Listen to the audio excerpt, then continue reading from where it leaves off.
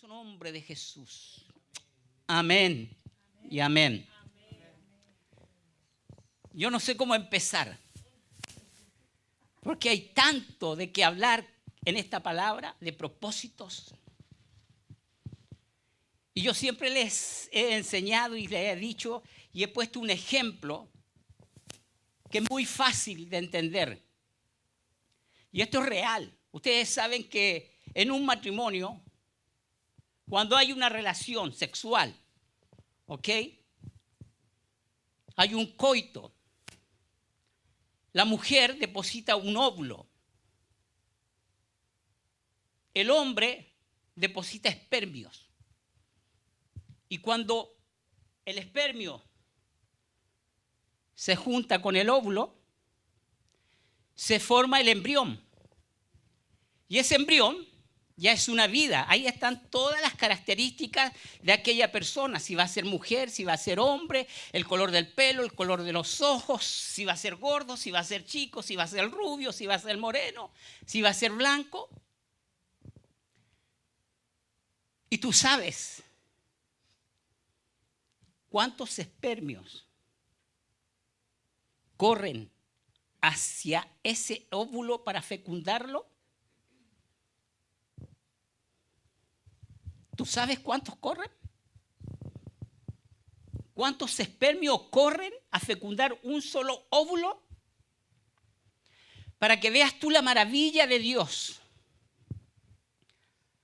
250 millones de espermios a un solo óvulo.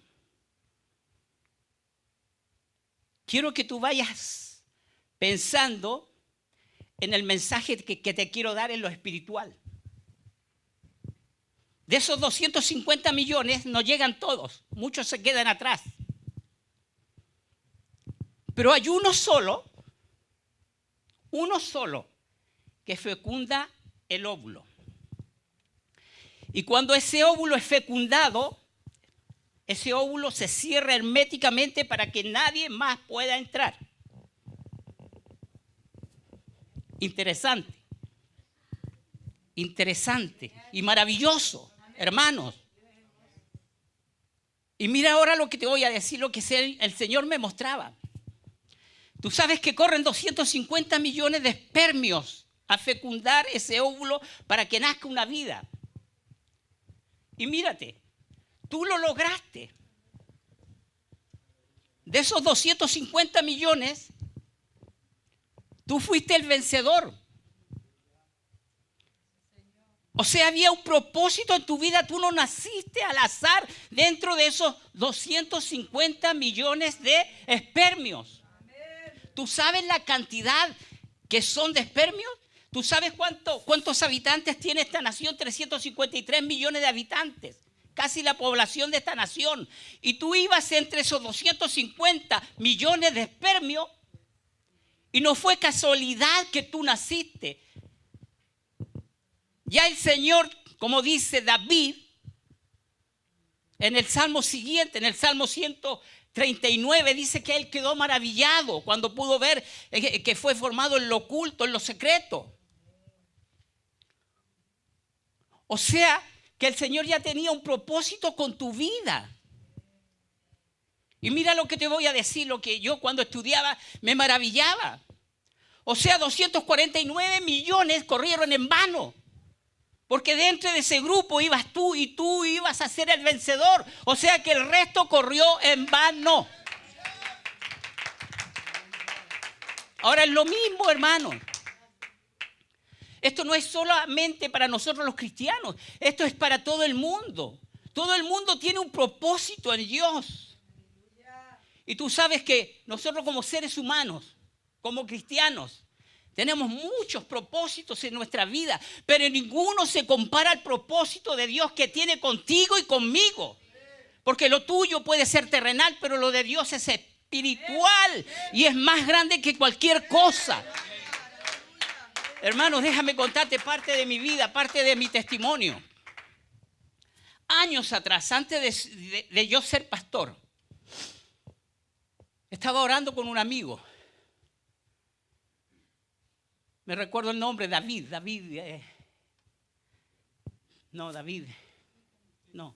el ecuatoriano, no me recuerdo el apellido.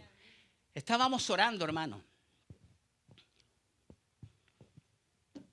Y por segunda vez, así como escribió el nombre de mi pastor en mi corazón, el Señor escribió con su dedo, hermano, y lo pude sentir, empresa. ¡Wow! Yo dije, y me levanto y le digo, hermano David, el Señor me va a dar una empresa. Y ustedes saben, yo siempre he trabajado en construcción. David Mendoza. Siempre he trabajado en construcción y Dios me ha dado la gracia para hacer todo lo que yo toco. Me ha dado la gracia, hermano. Cosas que no sé, las puedo hacer. ¿Por qué? Porque me pongo en oración y oro y le digo, Señor, bendíceme, ayúdame con este trabajo y me informo. Amén. No solo oro, sino que también me informo cómo hacer aquel trabajo. Y mis planes y mis propósitos era de tener una empresa de construcción. Siempre soñé con tener y darle trabajo a los hermanos. Déjeme decirle que como empresario hubiese sido bueno porque nunca le pagué mal a nadie. ¿Okay? Yo sabía que la bendición para mí era para el que trabajaba conmigo también. Amén. Pero eso estaba en mis planes. Esto ocurrió en Nueva Jersey años atrás. Y en Nueva Jersey se me fueron cerrando las puertas. Dios me las fue cerrando. Cerrando. Y cuando Dios cierra, menos yo, que buscaba trabajo y no encontraba. Y llegué a este estado, con esa idea en mi cabeza. Aquí Dios me va a dar la empresa. Aquí Dios me va a dar la empresa. Aquí me voy a hacer de dinero. Esos eran mis planes humanos. No son malos, porque todos tenemos sueños, ¿o no? Todos tenemos sueños. Pero esos eran mis pensamientos sobre la tierra, aquí en la tierra. Pero el Señor tenía otros planes para mi vida. La empresa que el Señor me venía hablando era que yo iba a ser un pastor. Y esta es una empresa. Imagínese ahora, si usted se pone a pensar, yo soy pastor aquí y en todo lugar, en cualquier parte del mundo. Esa es la empresa que Dios me estaba dando. ¿Por qué? Porque mis pensamientos estaban aquí en la tierra, no en lo celestial. Los propósitos de Dios son grandes, hermanos. No tienen principio ni tienen final. Amén. Porque ese es nuestro Dios. Es grande, grandísimo. Así que tú ya sabes, hermano, tú eres un vencedor. No es por casualidad, ni fue casualidad que dentro de esos 250 millones de espermatozoides tú llegaste. Tú estás aquí ahora sentado con un propósito. Dios te permitió la vida. Cuando Dios creó la vida, antes de tener esa relación, ya Dios te conocía. ¿Qué le dijo el Señor a Jeremías? Antes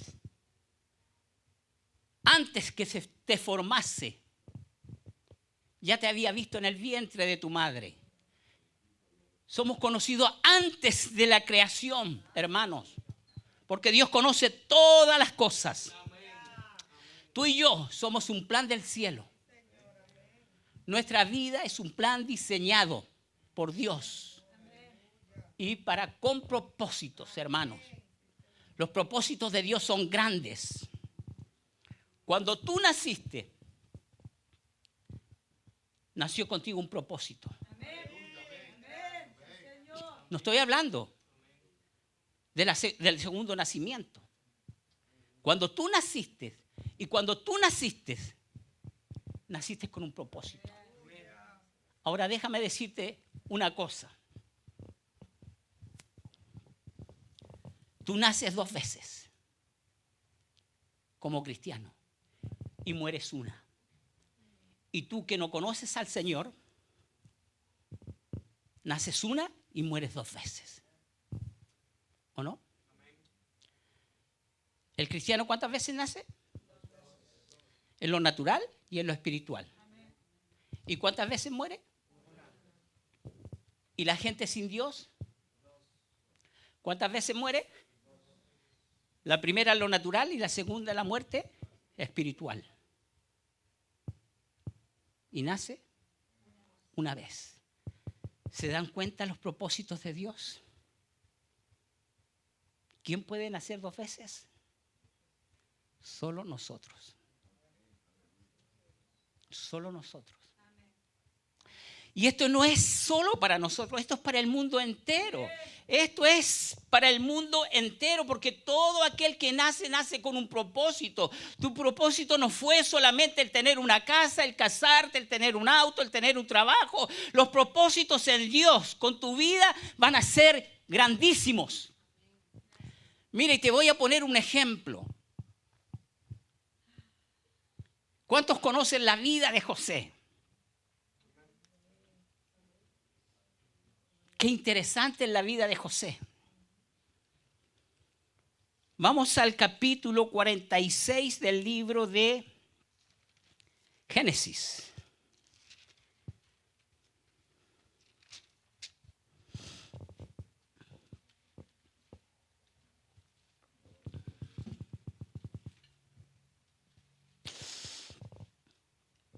Les voy a parafrasear un poquito la historia de José. Yo sé que todos se la saben, ¿cierto?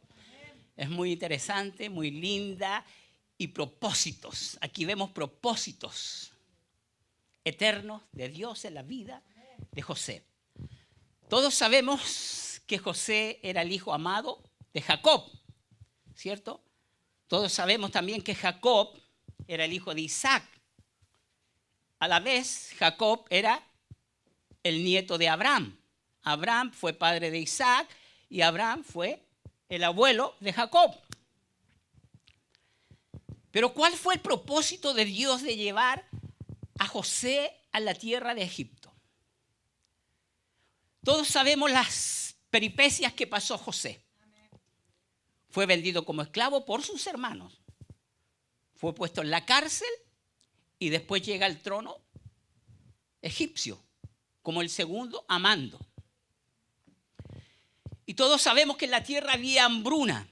No solo en la tierra de Egipto, dice, en la tierra había hambruna.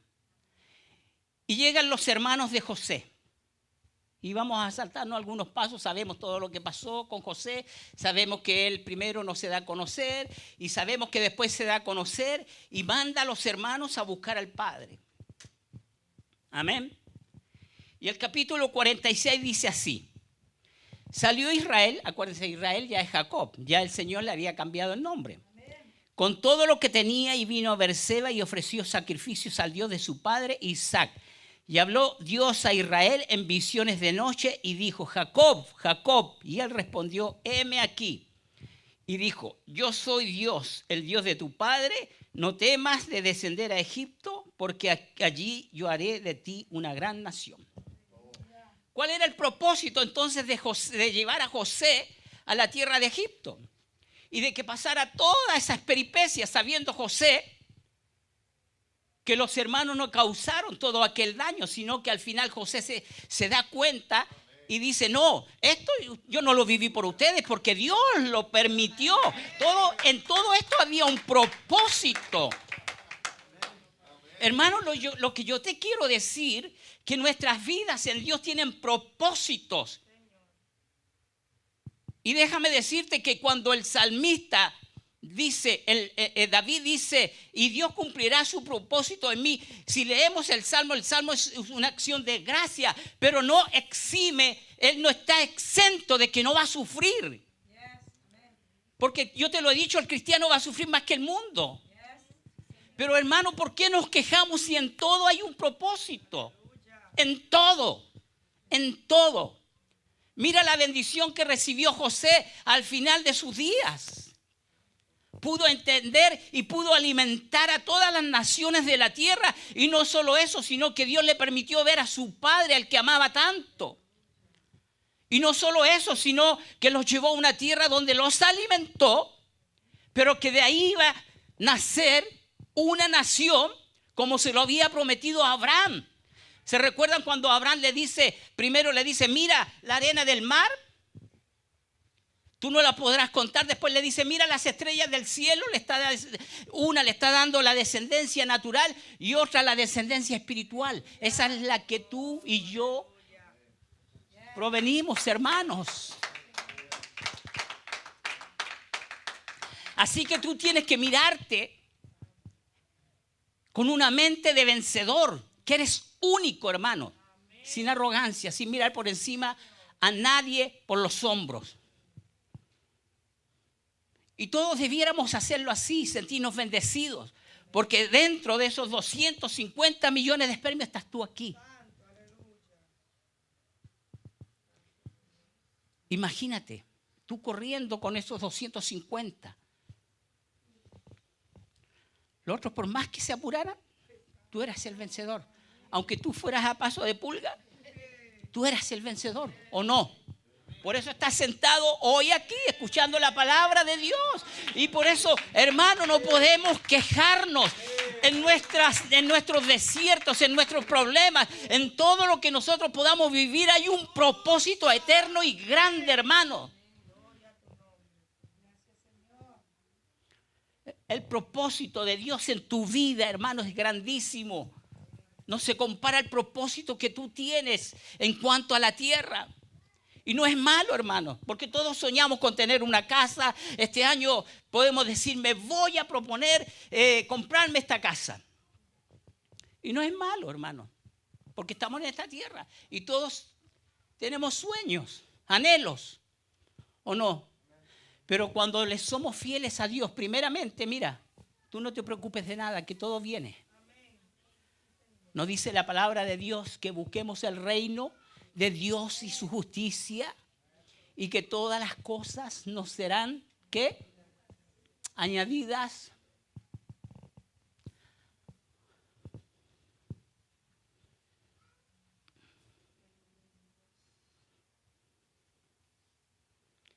¿Tú sabes lo que le dijo a Jeremías en el capítulo 29, versículo 11?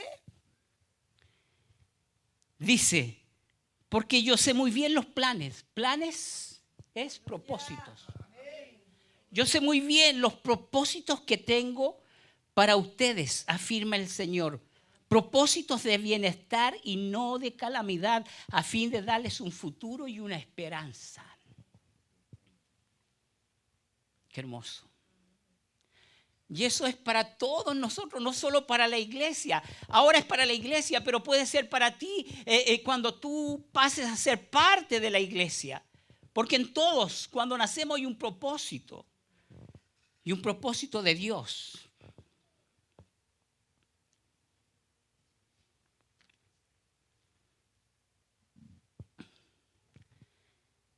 Tú sabes que en este salmo, en el cual acabamos de leer, Salmo 138, 8, David estaba segurísimo que Dios iba a cumplir su propósito en su vida. Cumplió muchos propósitos en la vida de David, pero uno, cuando Dios manda a Samuel a ungirlo como rey. ¿Tú sabes cuántos años tenía David? 15 años. 15 años. ¿Y tú sabes cuántos años pasaron para que él se convirtiera en rey? 15 años más. ¿Qué quiero decirte con esto? Que el propósito de Dios en la vida de David se cumplió. Y David no hizo nada para ocupar ese cargo antes. David esperó el tiempo de Dios. David era un hombre entendido. David no fue como Moisés, que Moisés se atarantó y mató a un egipcio queriendo ayudar a Dios. David supo entender que era propósito de Dios. Si Dios lo había ungido como rey, él lo iba a poner como rey. Porque David tuvo muchas oportunidades de matar a Saúl, quitarle la corona y ponérsela. Pero no era el tiempo de Dios, ni era el propósito de Dios. Dios tiene un tiempo y un propósito para con tu vida en el tiempo del Señor. Y mire, cuando hablamos tiempo del Señor, el Señor no tiene tiempo ni espacio. Él lo creó para ti y para mí. Nosotros estamos en un tiempo y en un espacio.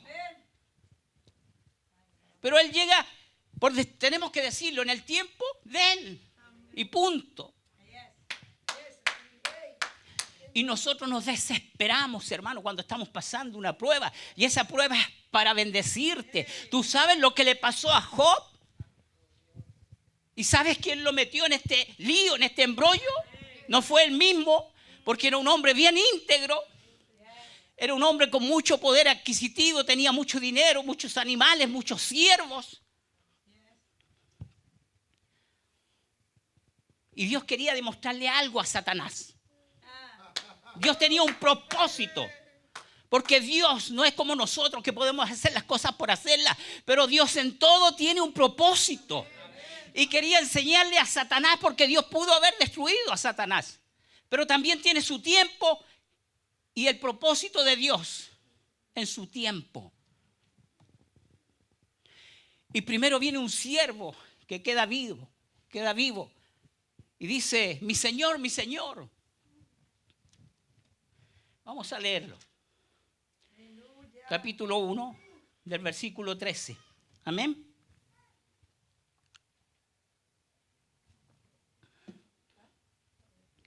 Job, capítulo 1, 13.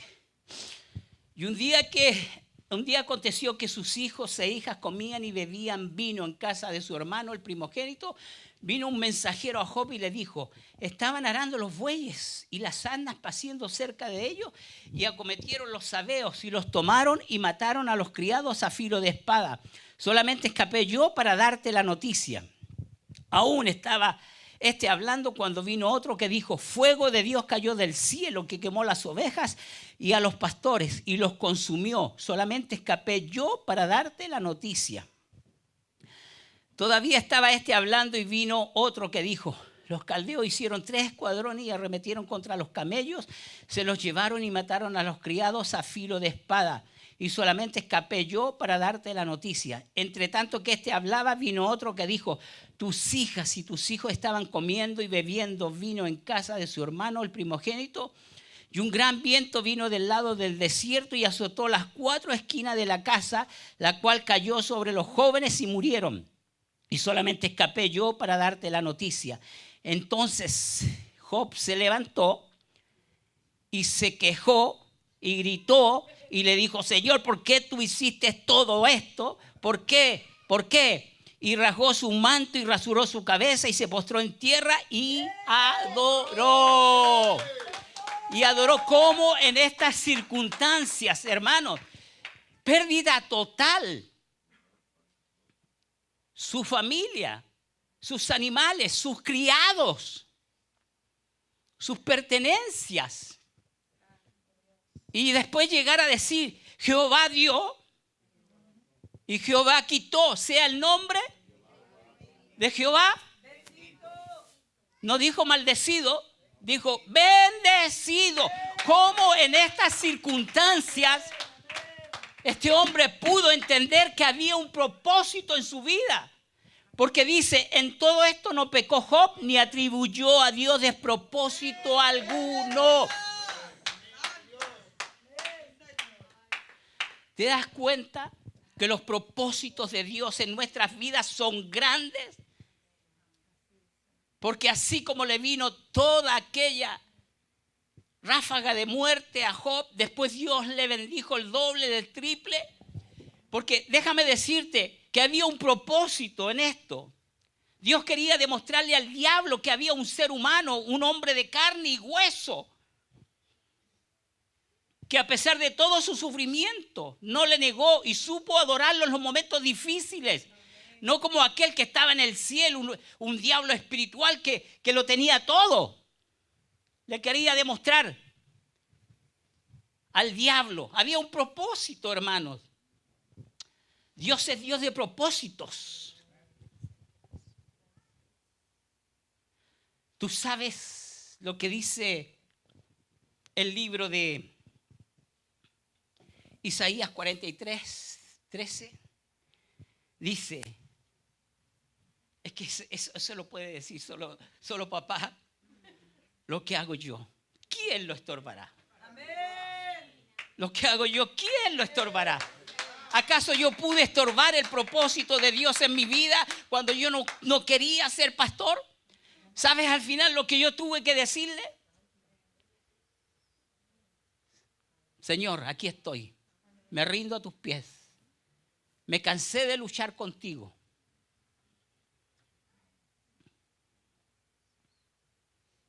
O yo podía decirle al Creador, ¿qué estás haciendo? Y Él lo dice con autoridad. Lo que hago yo, ¿quién lo estorbará? ¿Acaso el diablo puede entremeterse en los propósitos de Dios? El diablo puede ponerte vallas, muros, tormentas, pero al fin y al cabo el propósito de Dios se cumple. Lo quiera Él o no lo quiera. El propósito de Dios en tu vida se tiene que cumplir. Pases lo que estés pasando. Pero ese propósito no es para muerte. Ese propósito es para vida. Así que en los momentos de dificultad imitemos a Job. Job, dice la palabra de Dios y se los acabo de leer, que el diablo le mató todo, menos su fe, menos el propósito. Porque el propósito es de Dios. Y nadie puede matar el propósito de Dios. Nadie. Nadie. Si Dios tiene un propósito con tu vida, mira, aunque se levante lo que se levante, aunque tú no quieras, porque yo no quería. Jonás, vete a Nínive. ¿Qué hizo Jonás? Se escondió en un barquito. ¿Y tú crees que el hombre puede esconderse de Dios? Al tercer día estaba Jonás llorando y suplicando. Y tuvo que ir. Fue de malas ganas, pero tuvo que ir. Predicando el evangelio.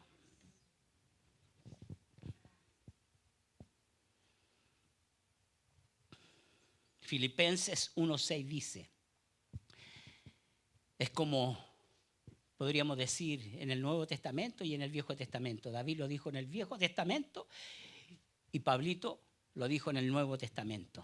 El que comenzó en vosotros la buena obra la perfeccionará hasta el día de Jesucristo. ¿Tú crees que Jesús, después de dejarte y permitirte vivir, va a dejarte de lado? Él va a permitir que el diablo te zarandee, te mueva, te tire para allá, te tire para acá. Pero a la postre, Él te hace el bien. Mira, hermano, y te lo vuelvo a decir para que te vayas con este espíritu de vencedor. Detrás de ti quedaron 249 millones de espermios que no pudieron nacer. De esos 249 estabas tú, el deseado de Dios, el que Dios escogió, el que Dios vio antes de la fundación del mundo. Dijo, este que va a estar entre esos 250, ese va a ganar. Y te dio las patitas de flash, ¡fum! Y llegaste primero. ¿O no? Es maravilloso, hermano. Es maravilloso para que vivamos rendidos a sus pies y para que vivamos viendo el milagro de Dios. Por eso David después escribe en el Salmo 139, hermano. David quedó maravillado cuando pudo entender el propósito de Dios en su vida. Dijo, estoy maravillado. Fui entretejido entre lo oculto, dentro del vientre. Antes que naciera, tú ya me tenías en tu mente.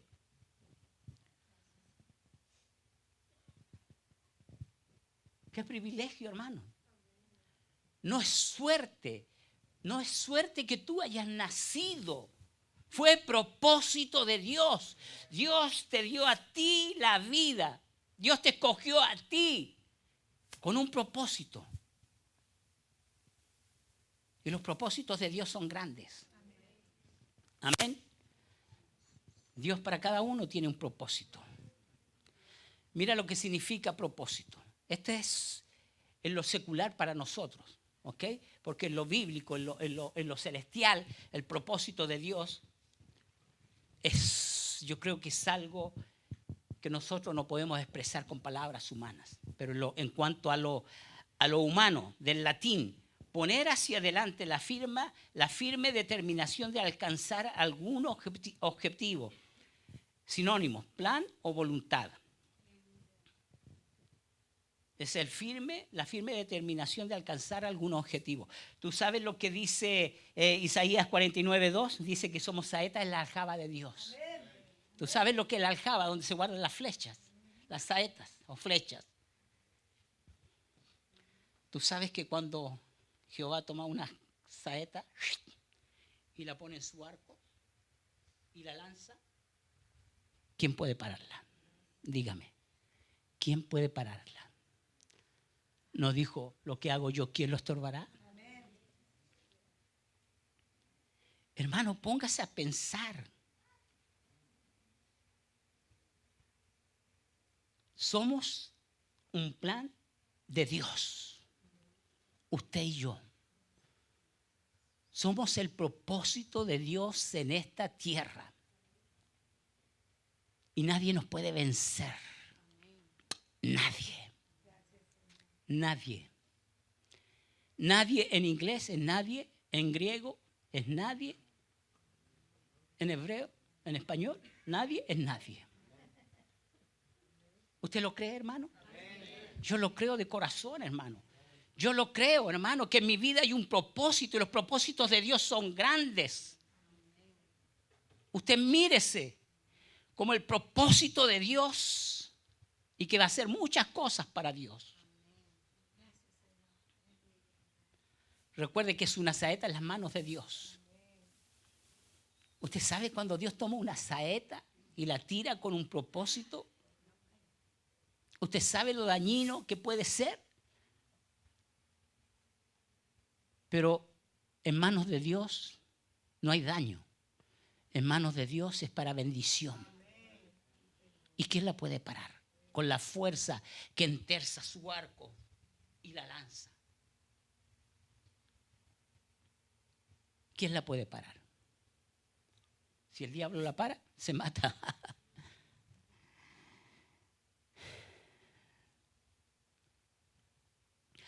Hace poco mi esposa predicó de ser salvos. Yo y tu casa seremos salvos. Y ahí también podemos ver un propósito ya para terminar con esta palabra. Es que todo lo que hace Dios tiene un propósito, hermano. Si lo vemos en la palabra de Dios, cada hombre, cada mujer tenía un propósito. Si vemos a Pablo, cuando Pablo, el Espíritu de Dios le dice, no, vete a Filipos. El Espíritu de Dios le dice, ándate a Filipos, le dice. ¿Y sabe usted lo que le pasó en Filipos a Pablo? Lo metieron a la cárcel por predicar el Evangelio. Y usted sabe que Pablo no se queja, no dice, Señor, pero si tú me enviaste, se supone que tú me vas a proteger, que tú me vas a guardar. ¿Qué hago aquí en esta cárcel? Y dice la palabra de Dios que lo metieron en el calabozo de adentro. Hermanos, donde no había luz, porque cuando el carcelero dice, tráiganme luz. Eso tiene que haber sido oscurísimo, hermano, y las manos se veían. Y no solo eso, las cárceles de antes no son como las de ahora. Ahora los presos en esta nación tienen televisión, tienen comodidades, pagan para tener todas aquellas comodidades. Pero en aquellos tiempos eran malolientes. Usted tenía que hacer sus necesidades en el calabozo, en la parte de adentro. ¿Usted cree que lo sacaban al baño? ¿O que cada cárcel tenía su bañito? No. Y lo meten preso, hermanos. Y dice la palabra de Dios que Pablo y Silas, ¿qué estaban? Gritando, ¡ay, sáquennos de aquí! Dice que cantaban salmos. Hermanos, después de haber sido torturados, lo azotaron. ¿Usted sabe lo que significa un azote en aquellos tiempos? Era con vara o con látigos. Estaban mal heridos, con hambre, con sueño, con frío. Qué sé yo, todo lo que tenían. Y dice que cantaban salmos. ¿Cómo estos hombres podían entender o llegar a tal entendimiento, hermanos? Hoy nosotros somos tan debiluchos, cualquier cosa que nos pasa nos quejamos. O cuestionamos a Dios, Dios, ¿por qué a mí? ¿Por qué a mí? ¿Por qué yo?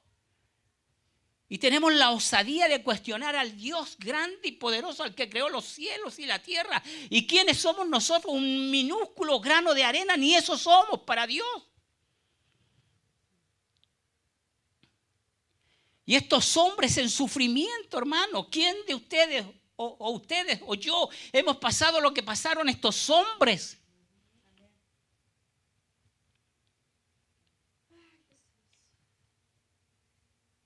Somos tan débiles. Pero póngase a pensar y dele gracias al Señor que usted es más que un vencedor. Si usted está aquí en este día, es más que un vencedor.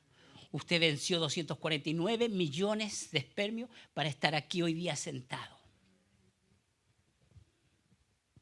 Y no es casualidad, no fue suerte, ni fue al azar. Es que Dios ya te tenía predestinado, hermano.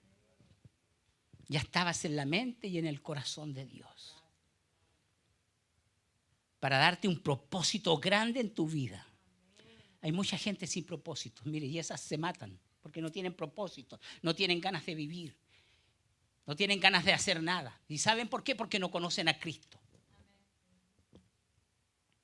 Cuando Cristo entra en tu vida, cambia tu vida, cambia tus propósitos. ¿Y qué pasó?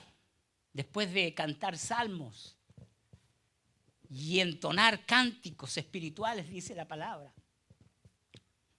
vino un terremoto. Mire lo que pasa cuando estamos en problemas, en dificultades, y empezamos a cantar. Los cimientos de la tierra se tienen que estremecer. Hermanos, se estremecieron. Dice que hubo un terremoto y este terremoto no está hablando de un terremoto cualquiera. Un terremoto sobrenatural donde se abrieron las puertas y se cayeron las cadenas de las manos y se le cayeron los cepos. ¿Cuánta gente no hay hoy día encadenada en el espíritu? Encadenada con cepos que no pueden saltar, no pueden brincar, no pueden gritar el nombre de Cristo porque hasta su boca la tienen con cadenas.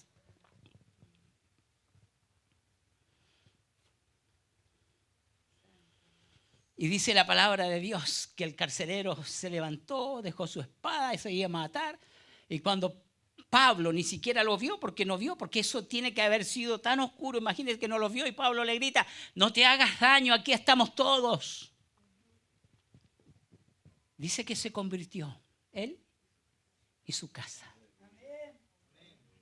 El propósito de Dios en la vida de Pablo era que fuera a la cárcel y que por este hombre se convirtiera toda esta familia. Y quizás cuántos presos se convirtieron. No dice la palabra, pero imagínate, no se arrancaron. Estamos todos aquí. ¿Y tú sabes quién hizo eso? Dios. Cuando Dios hace algo, no lo hace mitad buena y mitad mala. Porque si se hubiesen arrancado, imagínate, si se hubiesen arrancado, ¿qué pasa? El carcelero paga con su vida. ¿Tú sabes quién aquietó a aquellos hombres? El Espíritu de Dios. Abre las puertas de una cárcel y ve cómo arrancan en los países, en todos los países que están hacinados en una celda de 4, viven 80, imagínate cómo correrían. Y ahí todos quietos. Todo eso tiene que haber convertido al carcelero y a su gente. Y los mismos presos, muchos se tienen que haber convertido. Y yo me imagino que se dijeron, vaya, ¿qué hago yo aquí que no arranqué? ¿Qué poder?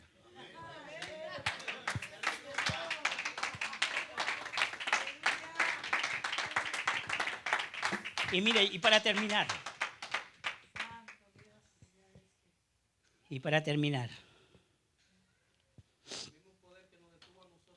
Amén. Amén. Amén. Gloria a Dios. Amén. Mira, vamos a ir al libro de Lucas 4, 28, 30.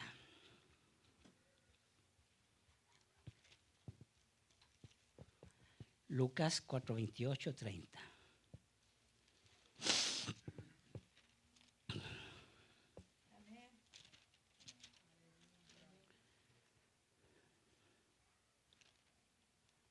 Ok.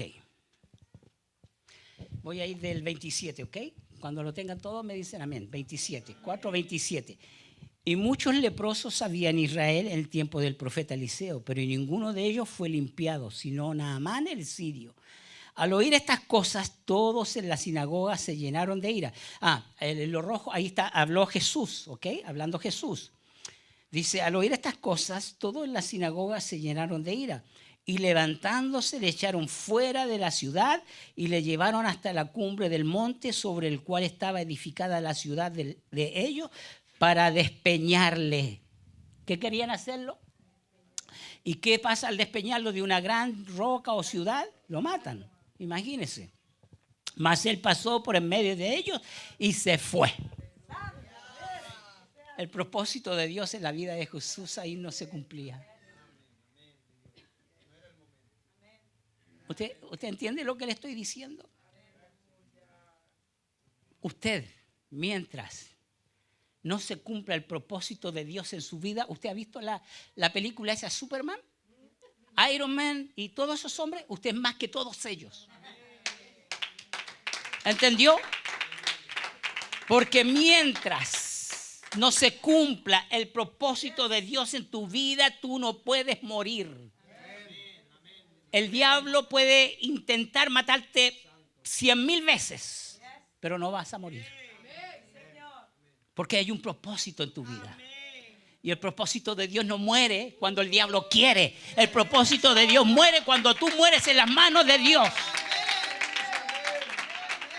Y mira, vamos a Juan 8:59. Esta es otra ocasión que quisieron matar a Jesús.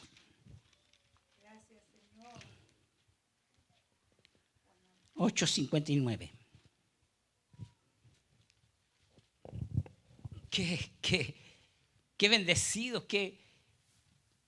no sé cómo decirlo, no tengo palabras, hermanos. Jesús les dijo, de cierto os digo, antes que Abraham fuese, yo soy. Tomaron entonces piedra para arrojárselas, pero Jesús se escondió y salió del templo. Y atravesando por en medio de ellos, se fue. ¿Entendió? Tomaron piedras para tirárselas. Yo me imagino qué clase de piedra, porque nos cogían la más chiquitita, sino cogían la más grande porque tenían una rabia y un odio que le tenían a Jesús. Como el mundo nos tiene a nosotros, hermanos. El diablo quiere destruirnos, no solo agarrar las piedras, sino las rocas y tirarnos encima. Y mire lo que dice la palabra de Dios. Se quedaron con las piedras en las manos porque dice que Él pasó por en medio de ellos y se fue. ¿Quién puede entender eso? Es Dios guardando su propósito. En la otra lo quisieron despeñar y también dice que pasó por en medio de ellos. ¿Quién se atrevió a lanzar una mano? Quedaron estáticos. Y ahora yo me imagino quedaron con las piedras así y mirándolo cuando él se iba y decían, ¿y qué hago yo con esta piedra? Al final ni sabían para qué la tenían.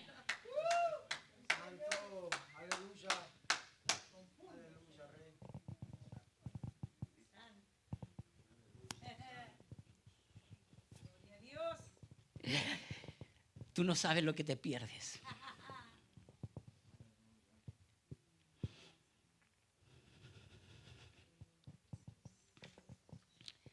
Dios está a las puertas. Está a las puertas. Y tú no sabes lo que te pierdes. Puedes tener miles de propósitos. Terminar tu carrera no es mala. Y mira, y se me viene una anécdota a mi corazón que los hermanos también la saben. Una pareja quiere casarse. Y va el muchacho y le pide la mano al padre. Y el padre empieza a preguntarle. Le empieza a preguntar. Le dice, ¿tienes trabajo? Sí. Y empieza a anotar un 0 en una pizarra.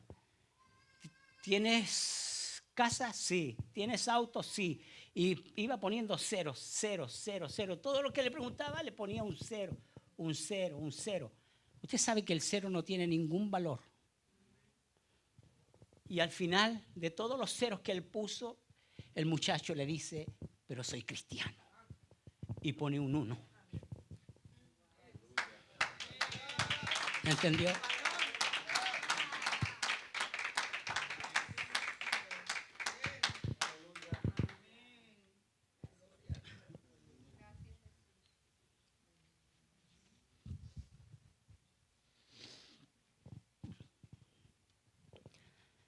No sabes tú lo que te pierdes.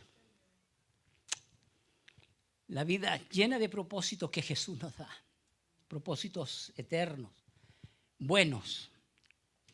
Y mira, te lo vuelvo a decir, lo que Él dijo. Porque yo sé muy bien los planes que tengo para ustedes, afirma el Señor.